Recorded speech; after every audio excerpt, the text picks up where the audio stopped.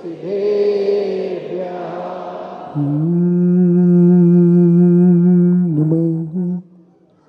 सिद्धेभ्यः।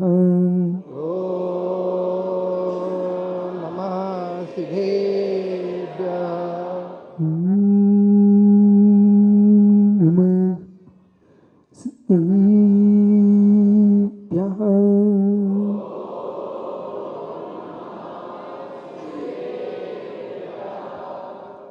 कीवडिनानितुडितुं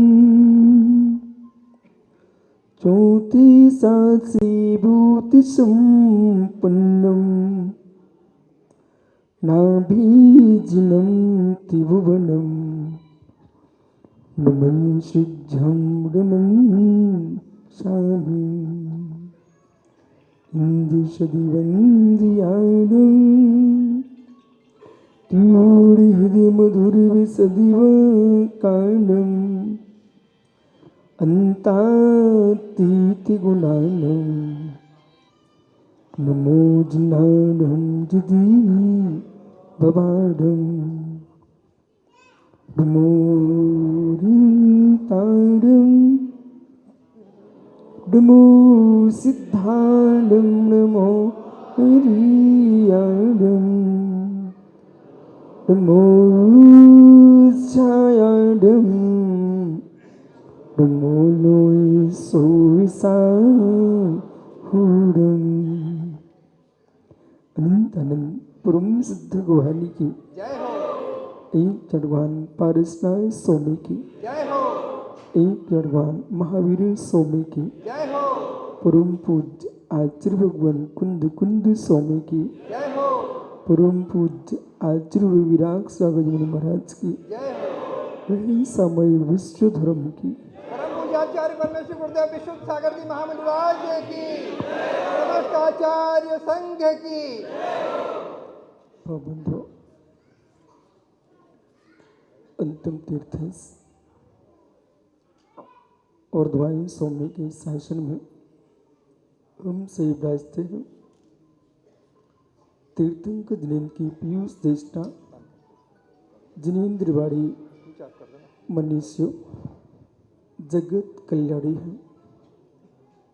ये सर्वज्ञ शासन नमोस्तु शासन जयवंत हो। जयवंत और वीतराग श्रमण संस्कृति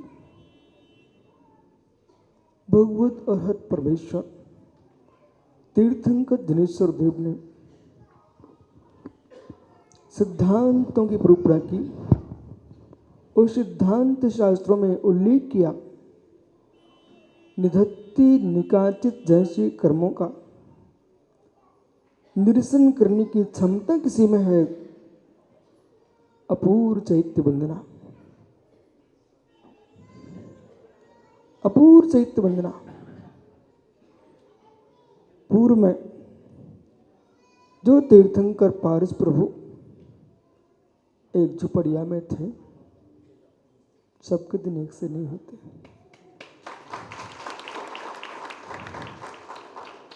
बुंदेलखंड में आप पाए तो बुंदेलखंड में कहते हैं भैया सुनो तनक, जब घूरे के दिन बदलते हैं, जब घूरे के दिन बदल सकते तो प्रभु के दिन क्यों नहीं बदलेंगे। कभी झुपड़िया में थे, आज देखो विशाल जी मंदिर में है और देखा आपने सबसे ऊपर विराजे। जो पारसनाथ स्वामी एक झोपड़पट्टी में होते थे, उन्होंने कहा मैं अकेला ऊपर नहीं हूं, मैंने समाज को भी ऊपर उठा दिया।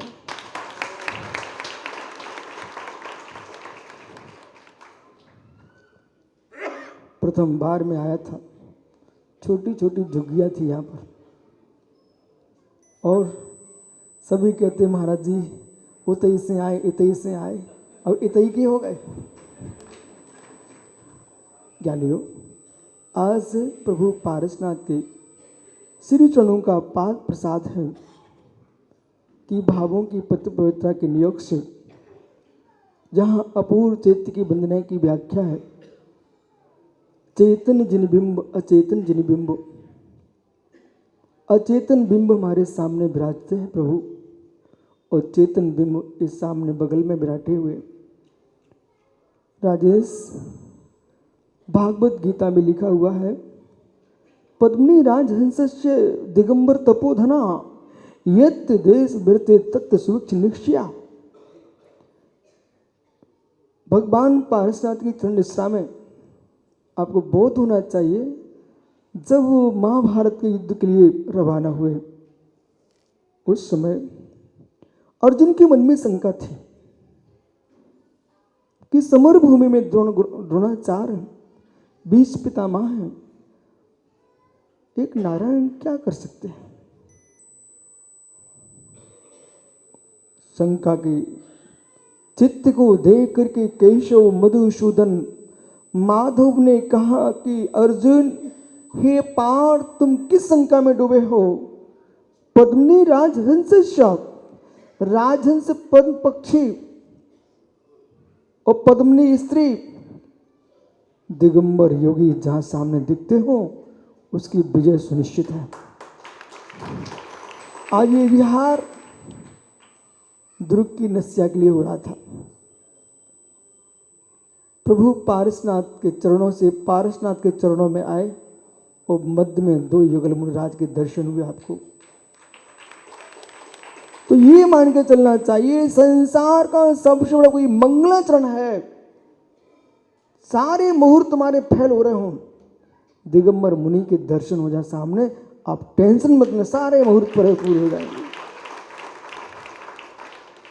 इसलिए आज समाज की पवित्र भावना और महावीर पाटनी जी यथार्थ में आप देखो बुंदेलखंड है। इनको भक्ति करने में देर नहीं लगती। यदि बुंदेलखंड में 2 घर हैं तो कब 5 चौके लगा के बैठ जाए। बोले दादी अम्मा का अलग है, बेटे का अलग है, पोते का अलग है। मित्र महाराज, यहाँ के इन श्रावक श्रावकों की भावना है कि ऐसे सम्मेशकर पवित्र तीर्थ पर आप पवित्र सागर जा रहे हो तो इनको अपवित्र क्यों करें। इनकी प्रार्थना को भी आप स्वीकार कर लो।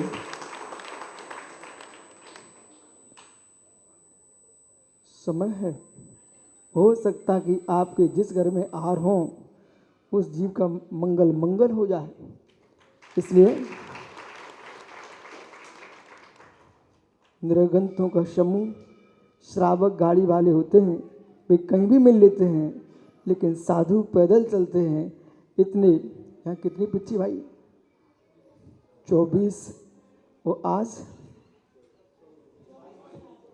पूरी की पूरी। अंकित कहाँ गए ब्रह्मचारी? अंकित भाई बेटा पूरी 24 ही हो चुकी है।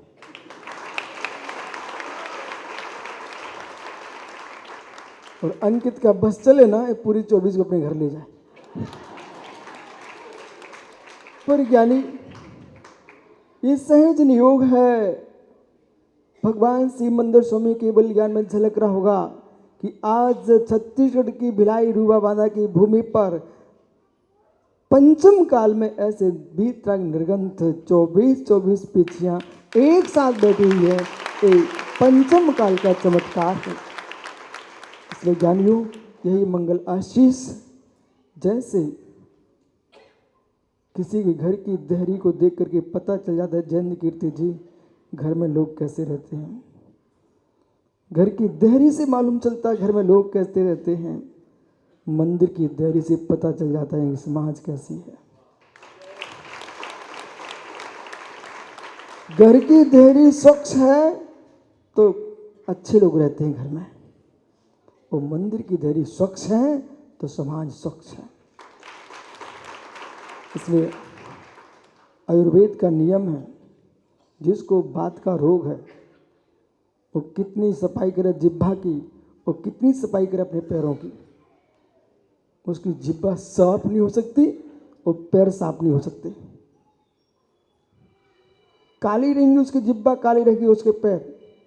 और जैसे ही बात रोग ठीक हो जाए तो जिह्वा भी स्वच्छ हो जाए और पैर भी ठीक हो जाएं, ऐसे विश्वास रखना। जिसके अंतर में मिथ्यात का रोग नहीं है, उसके मंदिर की देहरी और घर की देहरी दोनों स्वच्छ होते हैं। मंदिर की देहरी जिन बिंब से पवित्र है, तो घर की देहरी निर्गंत गुरुओं के चरणों से पवित्र है।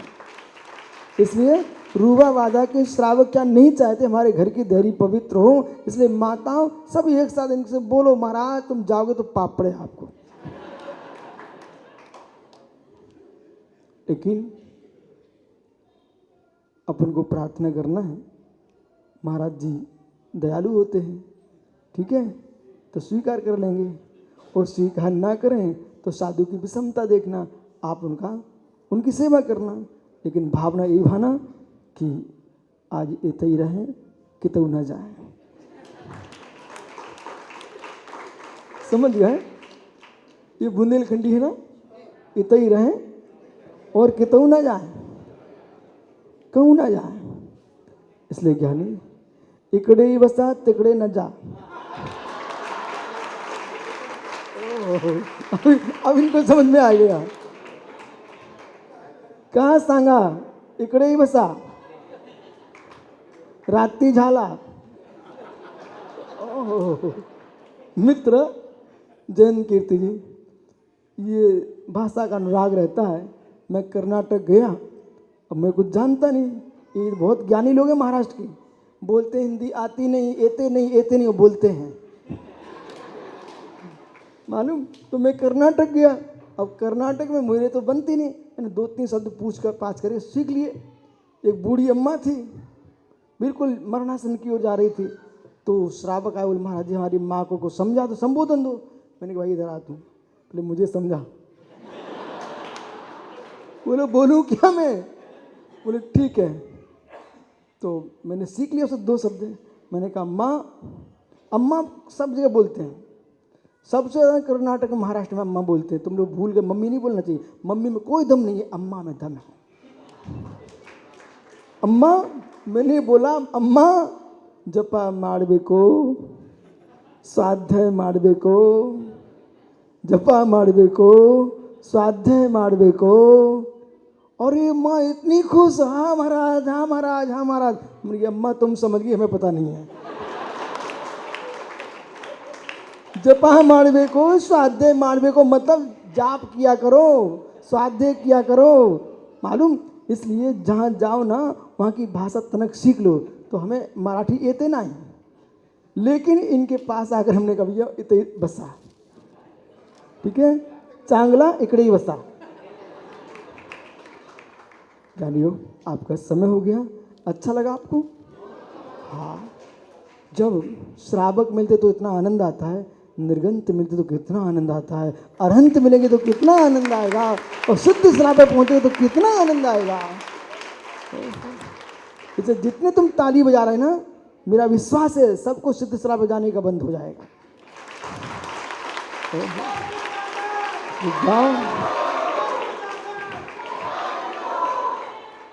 राजेश कहाँ है मंत्री संतरी अपने? अध्यक्ष जी देख भाई, बिल्कुल घबराने का नहीं, बेटा है कि नहीं, पप्पू लड़का है कि नहीं, कोई तो है, बिटिया है। अरे सुनो ना, बन गया ना नाना। अध्यक्ष जी लड़का है, अंकित किन का बेटा है? अच्छा सुनो, उनसे छोटे भैया से बस सब समाप्त कर रहा हूँ। छोटे भैया से पूछो, तुम अंकित को जानते थे क्या? नहीं जानते थे ना। अब तुम्हें उसको खाना खिलाना पड़ता है कि नहीं? वो ब्रह्मचारी बन गया, कमाता तो होगा नहीं। आप खुशी होकर रोटी खिलाते कि नहीं खिलाते हो? मैं चिंता मत करो, जो पुण्य लेके आता है ना उसे खिलाने वाले मिल जाते हैं। तुम कभी चिंता नहीं करना है। नगर के आस पास में कोई भी साधु आए ना, तुम तो पहले पहुंचना, बोले महाराज सबसे पहले रूबा चलो, बोले चौका कौन लगाए, तुम टेंशन मत लो, जब अंकित को खाना खिलाने मिल सकते हैं तो महाराज को भी मिल सकते हैं।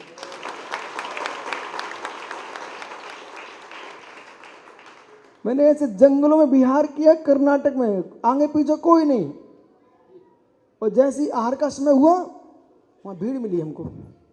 एक गांव में राजेश 100-200 गाड़ियाँ, 9 बजे सुनसान बियावान जंगल, और जैसे 10 बजे पूरी रोड 200 गाड़ियों से भरी। मैंने महाराज साहब ये क्या है? बोले जो है सो है।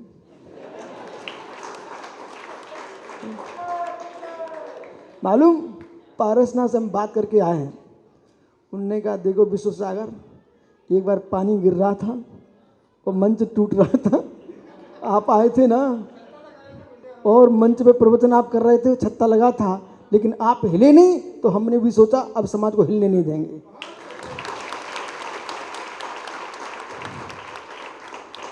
और जैसे बिहार हुआ, झुपड़ियों को पट्टे मिल गए, मालूम आपको? और पट्टे मिले सो मिले, पप्पू मिल गया, लाइट आ गई। इसलिए टेंशन मत लो, लाइट दी तो लाइट बिजली की आई, विद्यासागर की लाइट आ गई, तुम टेंशन क्यों लेते हो? इसलिए अपने जीवन में धर्म को मत छोड़ना। वो महाराज ने बोल रहे थे, हिंदी आती नहीं है, कितने बढ़िया प्रवचन करे, इनसे कहो कल और सुनाना, ठीक है? आत्मा